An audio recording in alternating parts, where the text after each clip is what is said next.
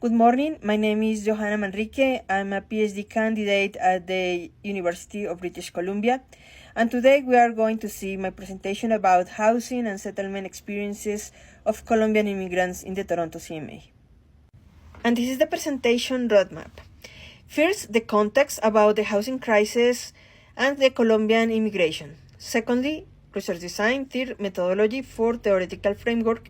Fifth, results. Sixth, policy implications. And finally, the summary and contributions. So let's start with a little bit of context. Firstly, we have the Toronto housing crisis.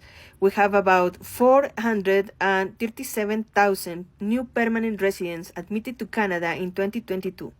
That is the result of the post-COVID increase that impulsed the new arrivals per year to about 300,000 people.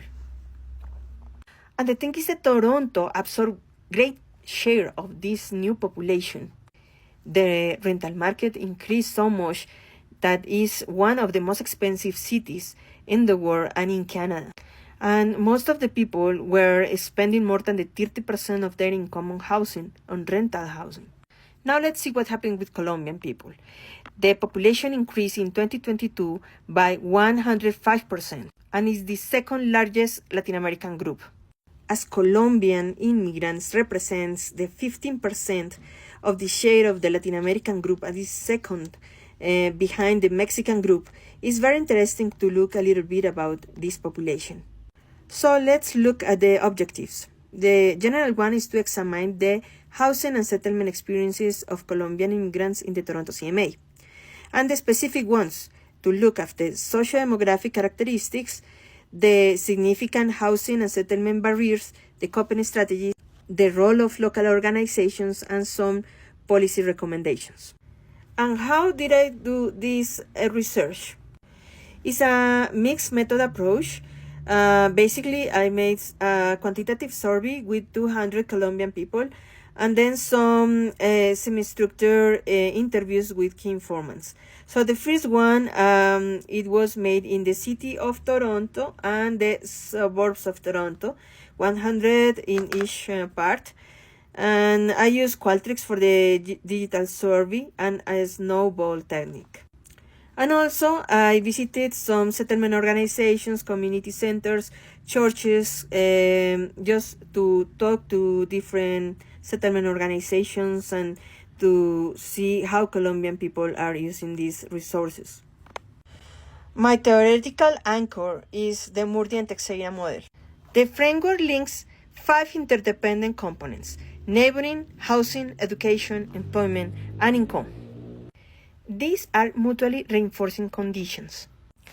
For instance, the level of income and the stability of employment determines the housing conditions. Also, the education has implication on the level of income and the employment. It determines whether if they are going to get an adequate or a suitable or an affordable housing and in what kind of neighborhood they are going to live. But for the particular case of Colombians, I include 2 new components: the entrepreneurship in the category of income and formal organizations that are quite important for Colombians to be able to settle in the city. So let me describe exactly who responded this surveys. This sample of 200 Colombians are representing the responses of 54.5% of female respondents, 70% of Colombians that are already permanent residents against a 30% that are citizens, 63% who arrive with a spouse or partner, 46% are from Bogota, the capital city, 62 people live in the city of Toronto, and 57 in the suburbs. 73% hold at least an undergraduate degree, and 68.9% are currently working with a paid job. And here let me quote a little bit of what one of the respondents said. We had the idea of being able to live better or at least as well as we did in our country, but the cost of renting a home far exceeded our budget. And why Canada? Why Toronto? What were the main motivations? So let's see that the reasons for choosing Canada are more related to security and safety. It is the first one with 30%, followed by job opportunities, 23%, education, 18%, better quality of life, 14%, professional growth, 7%, and then family reunification, about 6%. And then why choosing Toronto? So the first one is the employment opportunities, about 27%, safety, 17%, education opportunities, 15%, family and social networks, 12%, city features, 11%, and transport and access, 9%. So, security drives the motivation for coming to Canada, but employment opportunities to settle in Toronto. So, what kind of barriers Colombian immigrants encounter upon arrival? The 29.4% of respondents, they say that the financial constraints and the credit score is one of the most important barriers. So, with no Canadian credit history, banks are reluctant to lend. Landlords demand high deposits and financial proofs that they don't have. In the 35% of the cases, the cost of housing is one of the most important barriers.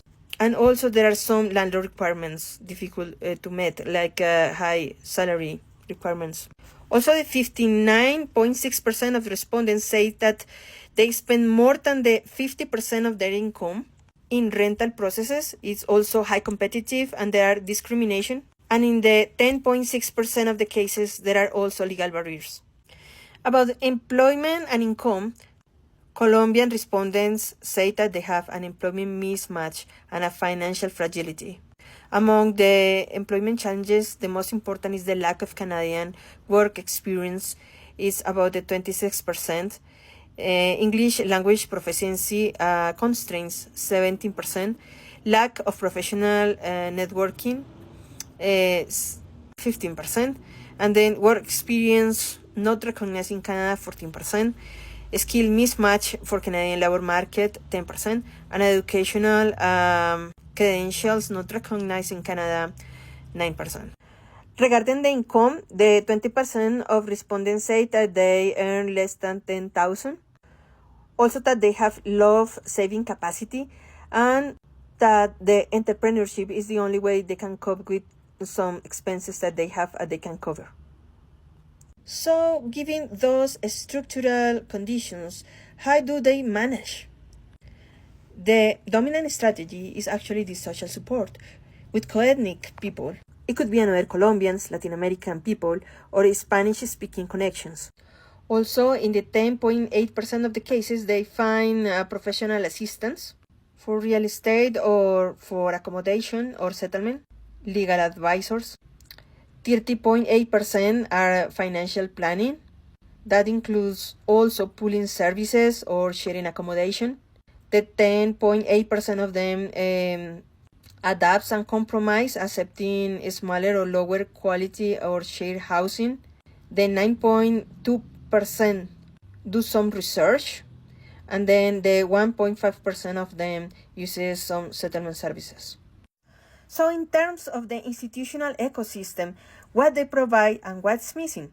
So settlement organizations in the Toronto CMA provide in principle a comprehensive suite of services: counseling, housing assistance, employment support, legal aid, language training, health referrals, cultural programming, and emergency assistance. The problem is on the access side, because language training to link or EGLACs, for instance, is restricted by immigration status in ways that they create gaps. So they are just doing it for work permit holders or for people that is already a PR. That is the same for employment services. So there are no Colombian-specific settlement or cultural services. They are just in the framework of the Pan-Hispanic or the Latin American services. So let's talk about the policy recommendations. Let's start with the federal level. Maybe a language training eligibility should go beyond the PR status. Also, there should be a streamlined foreign credential recognition pathways. That could be great. Also, in terms of civil society, to promote landlord-tenant mediation services, increase awareness of tenant rights among newcomers, support Hispanic, Latino-specific settlement organizations. That could help a lot. Also, at the provincial and municipal level, to regulate discriminatory rental screening practices, expand anti-discrimination enforcement in rental market, and improve inner-city transport connectivity to suburban employment.